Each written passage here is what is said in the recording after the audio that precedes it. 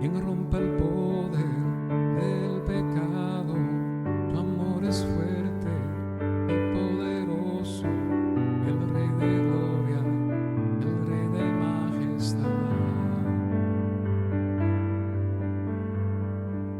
Conmueve al mundo con su estruendo y nos asombra con maravillas, el Rey de gloria, el Rey de majestad. Gracia sublime, perfecto es tu amor, tomaste mi lugar, cargaste tú mi cruz, tu vida diste ahí,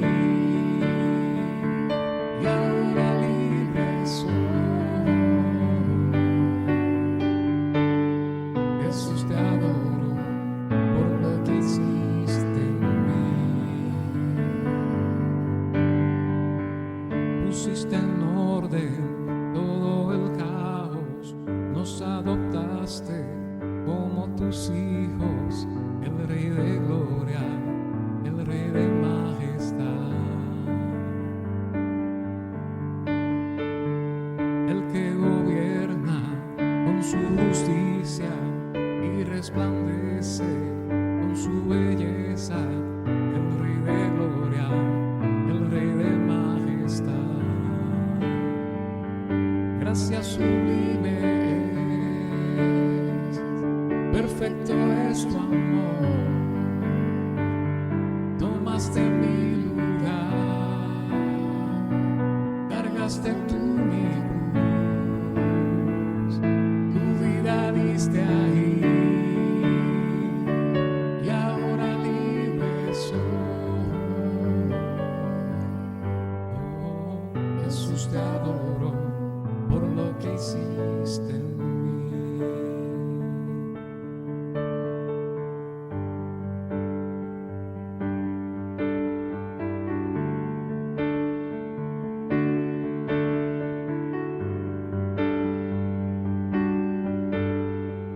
Digno es el Cordero de Dios, digno es el Rey que la muerte venció. Digno es el Cordero de Dios, digno es el Rey que la muerte venció. Digno es el Cordero de Dios, digno es el Rey que la muerte venció. Digno es el Cordero de Dios, digno, digno. Gracia sublime, perfecto es tu amor, tomaste mi lugar, cargaste tú mi cruz, tu vida diste ahí, y ahora libre soy. Jesús, te adoro por lo que hiciste en mí. Hoy es domingo de resurrección y continuamos en nuestro distanciamiento social o físico a causa del toque de queda del coronavirus. Anoche hablaba con mi hija y mi esposa y nos dimos cuenta que ya ha pasado un mes desde que comenzamos el toque de queda mediante la orden ejecutiva. Ha sido un mes de adaptación a muchas cosas nuevas, de continuar con esta interrupción en cierta manera de nuestras vidas. Realmente esto ha sido una interrupción que esperamos que sea por un tiempo limitado, que no sabemos cuánto más va a durar. Ahora quiero que veamos en la Biblia una interrupción en la vida de los discípulos de Jesús. Como sabemos, Jesús fue crucificado el día viernes de aquella semana y sepultado en un sepulcro nuevo. Se colocó una piedra muy grande ante la entrada de aquella tumba y a petición de los líderes religiosos judíos se colocó una guardia romana para custodiarla. Los líderes y los romanos pensaban que alguien podía intentar robar el cuerpo porque Jesús había dicho varias veces que iba a resucitar. La Biblia dice que después que Jesús resucitó, cuando llegó la noche de aquel mismo día, el primero de la semana, es decir, domingo, estando las puertas cerradas en el lugar donde los discípulos estaban reunidos, por miedo de los judíos, vino Jesús y puesto en medio les dijo: paz a vosotros. Jesús apareció a los discípulos estando ellos a puerta cerrada. Imagina la escena. Jesús interrumpe su duelo y su tristeza, su llanto y su dolor con su presencia. Esto va a cambiar todo en la vida de ellos. Ahora, el pasaje dice que ellos estaban reunidos por miedo a los judíos. Temían que fueran arrestados por las autoridades por ser seguidores de Jesús. No puedo imaginar lo que sentían los discípulos. Debieron estar muy atemorizados, decepcionados por lo que había acontecido, confundidos y con interrogantes en su mente, asustados y abrumados, de tal manera que se encerraron. Sus vidas fueron interrumpidas por el temor, por las circunstancias que les rodeaban. Recordemos que hace unos pocos días, Jesús había entrado triunfalmente a Jerusalén y la gente lo recibió como un rey y lo aclamaban. Y ahora había sido ejecutado en una cruz como un criminal y había sido sepultado. De repente todo se interrumpe, las cosas cambian y dan un giro inesperado. Es posible que algunos de nosotros nos sintamos de esa manera en estos días o en estos momentos. Nuestras vidas han dado un giro que no esperábamos, las rutinas se interrumpieron, las circunstancias nos provocan miedo o temores, y es posible que estemos encerrados como los discípulos porque nos sentimos amenazados, aunque estamos en este cumplimiento de esta orden ejecutiva.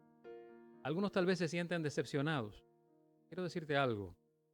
Cristo puede interrumpir todo eso con su presencia y brindarle sentido. Ahora quiero que miremos el pasaje nuevamente, que las palabras que Jesús les dijo son muy importantes. Jesús, al entrar a puerta cerrada, les dijo: paz a vosotros.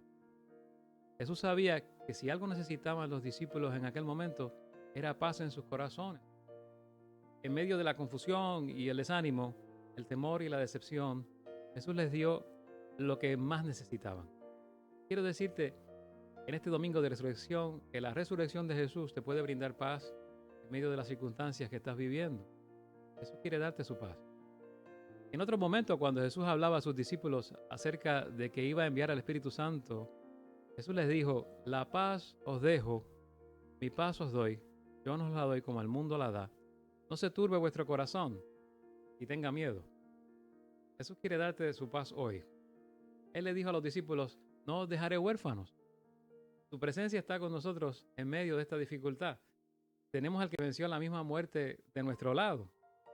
Quiero que veas el verso 21 de Juan capítulo 20. Allí dice: cuando les hubo dicho esto, les mostró las manos, su costado, y los discípulos se regocijaron viendo al Señor. Jesús les mostró a los discípulos la evidencia visible y tangible de la resurrección, las heridas en sus manos y su costado, y el resultado inmediato de esto fue que se regocijaron. Mira el giro drástico que da esta escena en el estado de ánimo de los discípulos. Ahora están alegres, están regocijados, me atrevo a decir que aliviados. Ya la presencia de Jesús les ha dado dos cosas: les ha dado paz y les ha dado alegría. Si te fijas, Jesús no solamente les interrumpió con su presencia, Él los sorprendió. Estaban desesperanzados, angustiados, con ansiedad y temerosos, y Jesús los sorprende para darles su paz, llenarlos de alegría. Honestamente, yo no sé cómo Dios lo va a hacer, no sé cuándo, cómo, pero te va a sorprender en algún momento. Te va a interrumpir, y aún en medio de toda esta situación, te va a llenar de paz y alegría. Él te va a sorprender. Eso hizo con los discípulos y las mujeres que fueron al sepulcro. Los sorprendió y les llenó de alegría tanto que o corrieron a dar la buena noticia o corrieron al sepulcro a ver lo que había sucedido. Algunos recibieron la noticia de la resurrección de parte de ángeles. Eso es bien sorprendente. A otros el mismo Señor se les apareció resucitado. Eso es aún más sorprendente.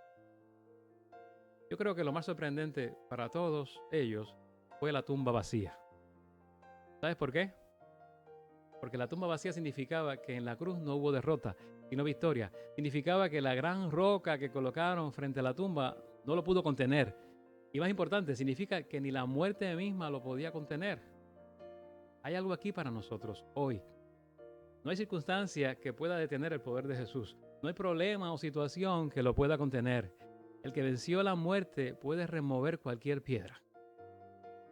En Lucas 24, 13 al 16, Jesús aparece resucitado a dos de sus discípulos que iban camino de Emaús, una ciudad de Jerusalén. Lucas narra lo siguiente: y aquí dos de ellos iban el mismo día a una aldea llamada Emaús, que estaba a 60 estadios de Jerusalén, e iban hablando entre sí de todas aquellas cosas que habían acontecido. Sucedió que mientras hablaban y discutían entre sí, Jesús mismo se acercó y caminaba con ellos, mas los ojos de ellos estaban velados para que no le conociesen. Hay un libro de Max Lucado titulado Todavía remueve piedras. En el mismo él escribe lo que sintieron estos dos discípulos luego de la crucifixión. Lo que sintieron fue decepción. Él dice lo siguiente de los discípulos que iban camino a Emaús. Estamos hablando de aflicción, de lo que sentían los amigos de Jesús a 2 días de su muerte. Su mundo se había desmoronado encima de ellos. Resulta obvio al ver cómo caminan, sus pies se arrastran, están cabizbajos, sus hombros están caídos. Los 11 kilómetros que separan a Jerusalén de Emaús deben parecerles 110 kilómetros. Mientras caminan, hablan acerca de todas estas cosas que habían acontecido. No es difícil de imaginar sus palabras. ¿Por qué se volvió la gente contra él? Podía haber descendido de la cruz. ¿Por qué no lo hizo? Permitió que Pilato le diera órdenes. ¿Y ahora qué hacemos? Mientras caminan se les acerca un extraño por detrás. Es Jesús, pero no lo reconocen. La desilusión los afecta de esa manera. Les impide ver la presencia misma de Dios. La desilusión nos hace mirar solo para adentro. Dios pudiera estar caminando a nuestro lado, pero la desesperación nos nubla la vista. La desesperación hace otra cosa también. No solo nos nubla la vista, sino que también endurece nuestros corazones. Nos volvemos cínicos, nos volvemos insensibles. De manera que cuando vienen las buenas noticias, no las queremos aceptar por temor a ser desilusionados nuevamente. Eso fue lo que le sucedió a estas dos personas. En los siguientes versos dice lo siguiente, y les dijo, ¿qué pláticas son estas que tenéis entre vosotros mientras camináis? ¿Y por qué estáis tristes? Respondiendo uno de ellos, se llamaba Cleofas, le dijo, ¿eres tú el único forastero en Jerusalén que no ha sabido las cosas que en ella han acontecido en estos días? En aquel tiempo no había internet, llegabas a un lugar y no sabías lo que pasaba. Va a llegar el momento en el que debemos permitir que Jesús haga por nosotros lo mismo que hizo por estos hombres. ¿Sabes lo que hizo? En primer lugar, se les acercó. No se quedó de brazos cruzados diciendo, ¿por qué razón estos dos no pueden ubicarse? No se quejó ante el ángel diciendo, ¿por qué no pueden creer que la tumba está vacía? ¿Por qué resulta tan difícil convencerlos? ¿Qué fue lo que hizo Jesús? Se encontró con ellos en su punto de dolor. Se hizo presente en su diálogo, en lo cotidiano, en su decepción. Se encontró con ellos en el camino de la decepción. Emaús es el camino de la decepción. Quizás tú ya lo has recorrido en estos días. Dios quiere encontrarse allí contigo. Aunque la muerte ha sido destruida y el pecado anulado, Jesús no se ha retirado en esta escena. El Señor resucitado nuevamente se ha cubierto de carne, se ha puesto ropa humana y ha buscado nuestros corazones doloridos. Lea sus palabras con cuidado y fíjese si puede descubrir su dolor. Entonces Él les dijo, ¿qué cosas? Y ellos le dijeron, las cosas referentes a Jesús, el Nazareno, que fue un profeta poderoso en obra y en palabra, delante de Dios y de todo el pueblo, y cómo los principales sacerdotes y nuestros gobernantes le entregaron a sentencia de muerte y le crucificaron. Pero nosotros esperábamos que Él era el que iba a redimir a Israel. Ahí está. Pero nosotros esperábamos, los discípulos habían esperado que Jesús redimiese a Israel de los romanos, que los libertara de los romanos. Ellos habían esperado que Él sacara a patadas a los romanos de allí. Habían tenido la esperanza que Pilato fuese derrocado y que Jesús fuese instalado. Pero Pilato seguía gobernando. Jesús estaba muerto para ellos todavía. Expectativas insatisfechas. Dios no hizo lo que ellos querían que hiciese. Sabían lo que esperaban de Jesús. Sabían lo que Él debía hacer. No era necesario que le preguntaran. Y Jesús es el Mesías.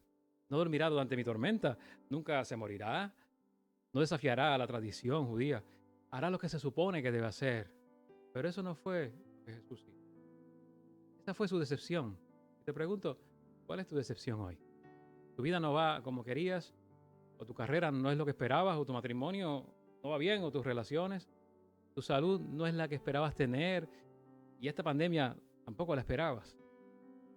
Estás en el camino de la decepción. Y ahí es donde Jesús se quiere encontrar contigo. Te va a interrumpir en el camino de la decepción. Te va a sorprender.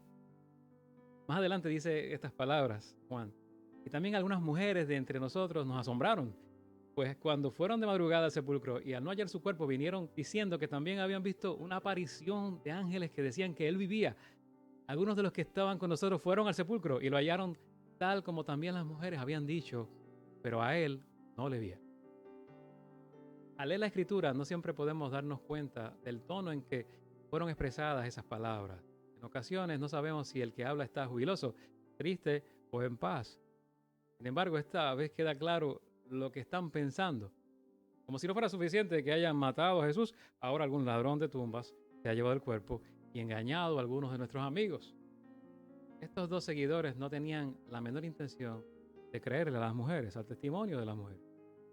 Cleofas y el otro discípulo no volverán a arriesgarse, no volverán a ser lastimados. Esta es una reacción muy común de todos nosotros cuando somos lastimados o decepcionados.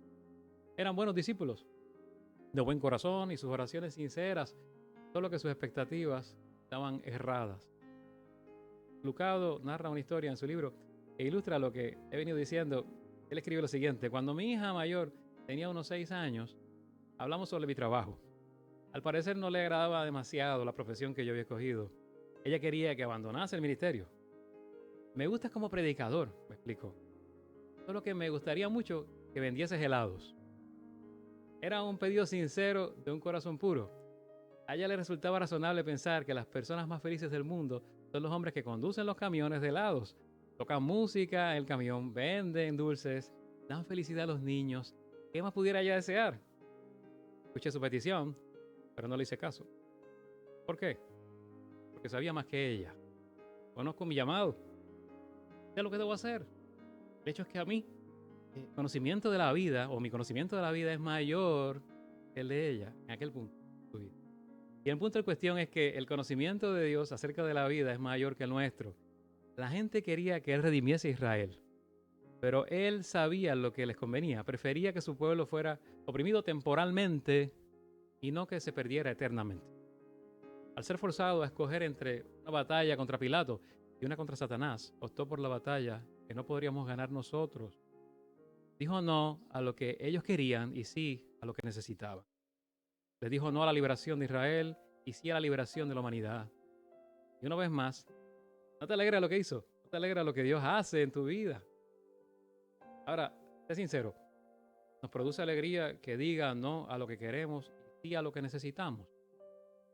No siempre. Si pedimos un nuevo matrimonio y Él dice, honra al que tienes, no nos da felicidad. Si le pedimos sanidad y Él dice, aprende por medio del dolor, no nos produce felicidad. Si le pedimos más dinero y Él dice que atesoremos lo invisible, no siempre nos da felicidad. Cuando Dios no hace lo que queremos, no resulta fácil. Nunca lo ha sido. Nunca lo será. Pero la fe es la convicción de que Dios sabe más que nosotros con respecto a esta vida y nos llevará a buen destino. Recuerda que la desilusión es producida por las expectativas satisfechas, que muchas veces son incorrectas. Seguramente antes pensábamos, jamás en mi vida voy a pasar por una pandemia. Esto no me va a suceder, en mi tiempo de vida no va a pasar. Dios no lo va a permitir, si es bueno. Es más, con los avances de la ciencia, eso no va a ocurrir, jamás lo van a contener. Esas eran expectativas insatisfechas. ¿Sabes qué pienso? Que Dios nos interrumpió, como lo hizo al entrar al escondite de los discípulos a puerta cerrada, como lo hizo con los discípulos camino a Maús. Pero qué bueno que nos interrumpió. Tal vez estábamos demasiado distraídos, tal vez las circunstancias no nos dejaban ver a Dios caminando junto a nosotros. Y ahora en medio de la decepción lo sentimos más cerca que antes. Siempre que el resucitado nos interrumpe, lo hace para darnos paz, alegría, esperanza. Jesús le preguntó a los discípulos, ¿qué es lo que quieren? ¿Quieren libertad temporal o eterna? Jesús se dedica a la tarea de reestructurar nuestras expectativas. ¿Sabes lo que hizo? Les contó la historia, no cualquier historia, les relató la historia de Dios y de su plan para las personas a estos dos discípulos. Y comenzando por Moisés, dice la Biblia, y continuando con todos los profetas, les explicó lo referente a él en todas las escrituras. El versículo 27, Juan 20. Esto es fascinante. La cura de Jesús para el corazón destrozado es la historia de Dios. Comenzó por Moisés y finalizó consigo mismo. ¿Por qué hizo eso? ¿Por qué volvió a contar el antiguo relato, la vieja historia? ¿Por qué retrocedió unos 2000 años hasta la historia de Moisés? Creo que sé por qué. Lo sé porque lo que ellos oyeron es lo que todos necesitamos oír cuando estamos desilusionados. Necesitamos escuchar que Dios aún tiene el control. que no se acabará hasta que Él así lo disponga. Necesitamos oír que las desventuras, las tragedias, no son motivos suficientes para darse por vencidos, solo son motivos para mantenernos firmes. Corrie ten Boom solía decir, cuando el tren atraviesa un túnel y el mundo se vuelve oscuro, ¿saltas por la ventanilla? Claro que no, te quedas quieto, confías en que el conductor te llevará fuera de allí. ¿Por qué contó Jesús la historia? Para que supiésemos que el conductor aún controla el tren. ¿Cómo tratar con el desánimo? La cura para la desilusión, ¿cuál es? Regresa a la historia, léela una y otra vez. Comprende que no eres la primera persona que ha llorado, que no eres tampoco la primera en recibir ayuda. Lee la historia y recuerda, tu historia también es tuya. El desafío resulta muy grande, lee la historia. ¿Eres tú el que cruza el Mar Rojo en estos momentos como Moisés? ¿Tienes muchas preocupaciones? Lee la historia. Tú eres el que recibe la comida del cielo junto con los israelitas. Tus heridas son muy profundas. Lee la historia de la Biblia. Tú eres José perdonando a sus hermanos por haberlo traicionado. Tus enemigos son demasiado poderosos. Lee la historia. Tú eres el que marcha con Josafat en una batalla que ya ha sido ganada. Tus desilusiones te pesan demasiado. Lee la historia, los discípulos que iban camino a Maús. El Salvador que ellos pensaban que estaba muerto, estaba caminando a su lado. Entró a la casa de ellos, sentó a su mesa y algo sucedió dentro de sus corazones. Decían ellos, ¿no ardía nuestro corazón dentro de nosotros mientras nos hablaba en el camino, cuando nos abría las Escrituras? Hay otro encuentro de Jesús resucitado que quiero que veamos.